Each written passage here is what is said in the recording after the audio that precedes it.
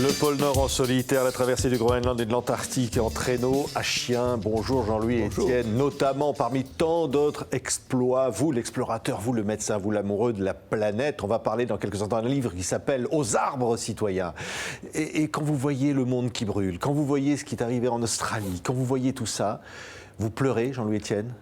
Je pleure comme tout le monde, c'est dramatique, quoi. Surtout que ce qui s'est passé en Australie, c'est quelque chose de profond. C'est-à-dire que c'était immense comme incendie, il y a une chaleur énorme. Donc je pense qu'une grosse partie du sol, le sol c'est vivant. Le sol qui est vivant est certainement terriblement atteint. Et avant de revoir un peu de verre et d'arbres, il va falloir longtemps, il faut qu'il pleuve. Oui, ça a déjà commencé un peu à pleuvoir. Oui, il faut suffisamment.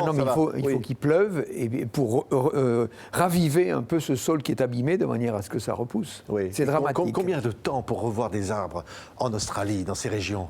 Ça peut pousser assez vite. En une vingtaine d'années, on peut déjà avoir, pas les arbres qu'il y avait avant, ces arbres majestueux qui ont un siècle, quoi. Non, ça va prendre du temps. Mais ces eucalyptus peuvent pousser assez vite s'il pleut. Et donc, en 20 ans, on peut avoir déjà une forêt régénérée avec de nouveau une biodiversité en place. Mais c'est dramatique, quoi. C'est dramatique. Ah, alors, oui. Quelles conséquences dans l'immédiat ? Quelles conséquences pour l'atmosphère ? Quelles conséquences pour la planète ? Il faut comprendre une chose, c'est qu'un arbre transpire. Vous voyez ? En Amazonie, par exemple, ceux qui travaillent en Amazonie, ceux qui travaillent sur la canopée, c'est-à-dire qui s'installent en haut, ils parlent de ce qu'on appelle les rivières volantes. Tout ça pour dire un hectare de forêt amazonienne transpire 40 tonnes d'eau par jour. Donc vous voyez le rôle que la forêt a sur l'hygrométrie, sur le climat local, parce qu'en fait, pour faire monter la sève tout en haut, en bas, c'est les racines qui le prennent ensuite, il y a le tronc par capillarité. Et puis, pour faire monter la sève tout en haut, il y a une transpiration. Oui. Donc, vous voyez déjà le rôle. Chez nous, en France, un chêne qui a 50 ans transpire 250 litres par jour. Donc, vous voyez le rôle qu'il joue sur l'hygrométrie. Et donc, quand on atteint une forêt comme en Amazonie ou en Australie, pour retrouver un niveau d'hygrométrie qui va permettre à la vie de s'installer, ça va prendre du temps. Donc, vous lancez un cri, Jean-Louis Etienne, aux arbres citoyens. Oui, parce qu'au fait, fond, la Terre est en train... La menace est grande de la disparition de ces forêts.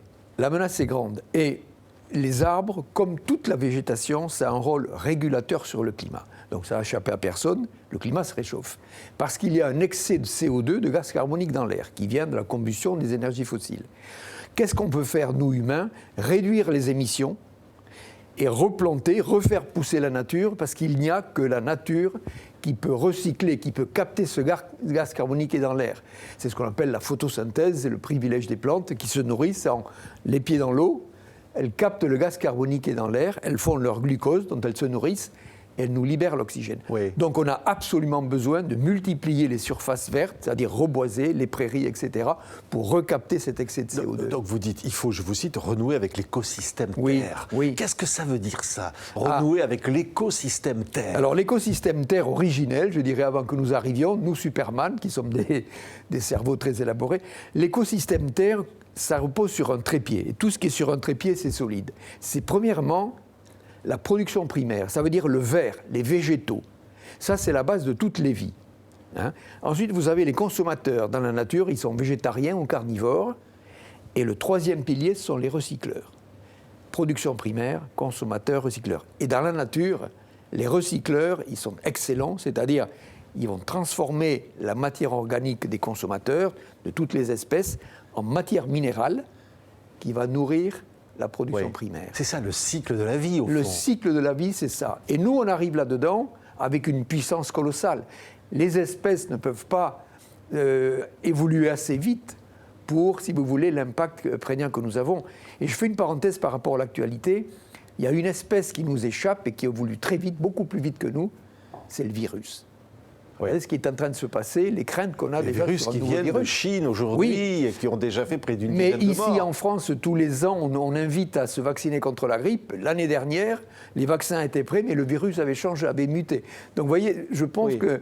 Mais quel est le rapport entre ces virus et la disparition des forêts ? Alors, il y a ce qu'on appelle les porteurs sains. Dans la nature, vous avez des chauves-souris, par exemple, qui portent le virus Ebola, qui sont des porteurs sains. Et à partir du moment où on détruit l'habitat, où ces chauves-souris vont être mangées par d'autres, on va sortir le virus du porteur sain. Et on va le mettre dans la nature, et si nous sommes de passage là, on peut être affecté. On n'imagine pas la complexité. Vous savez, la nature, c'est une mutuelle. Toutes les espèces ont la vie en commun. Et ça marche à des petites choses près. Nous sommes faits de davantage de micro-organismes. Vous voyez, parce qu'on a des cellules de peau, de foie, etc., depuis la naissance, mais qui meurent, qui se régénèrent. Et il faut trier tous ces résidus que nous avons dans le corps. On a des micro-organismes dans le corps. On n'imagine pas la richesse, la complexité de la nature. Et effectivement, quand on détruit quelque chose dans un secteur, c'est tout l'équilibre que l'on remet en œuvre. Et c'est ce qui se passe aujourd'hui. Votre livre, Aux arbres citoyens, Jean-Louis Etienne, là, voilà, que je montre, qui est publié aux éditions Paulsen, c'est ce cri d'alerte. Alors, on parlait évidemment de l'Australie, vous parliez de l'Amazonie, on parle évidemment des océans, du problème des océans. Vous avez été dans les déserts blancs de neige. Le monde aujourd'hui se réchauffe et finalement la planète est vraiment, vraiment en danger. Vous dites de cette destruction de la nature. Si vous voulez, la planète, elle a pris 1 degré en un siècle. Le réchauffement moyen de la planète, c'est 1 degré en un siècle. Personne n'est capable de percevoir le réchauffement moyen de la planète à 1 degré en un siècle. On a perdu beaucoup de temps en faisant un sujet de conversation populaire. Tu trouves que ça se réchauffe? Toi, vous voyez ce que je veux dire? Oui. C'est une mesure scientifique faite sur un siècle. Et aujourd'hui, la Terre, elle a pris 1 degré. Si on compare ça par rapport à la température du corps, on a 37 quand ça va, elle a pris 1 degré. Elle a 38, la Terre, aujourd'hui. On est à l'aube des complications. Et vous voyez, on voudrait se limiter à 2 degrés dans le siècle, c'est-à-dire 39. 39, on n'est pas bien. Pour chauffer cette masse de terre de 2 degrés, ça veut dire qu'il va y avoir des conséquences énormes. Et le remède à mettre en œuvre, comme je le disais, c'est limiter les émissions et développer le verre, les forêts, pour capter ce qu'il y a dans l'air.